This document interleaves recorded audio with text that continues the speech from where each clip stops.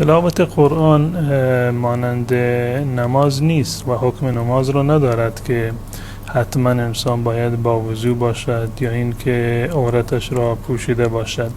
نه، حتی بدون از وضو اگر کسی از حفظ قرآن رو تلاوت می کند یا از روی موبایل یا ابزار دیگری تلاوت می کند بدون دست زدن به قرآن، جایز هست قرآن رو تلاوت بکنید. و خانم هایی هم که در منزل هستند بدون حجاب هم می توانند قرآن رو تلاوت بکنند. برای تلاوت قرآن نه وضو شرط هست و نه داشتن حجاب.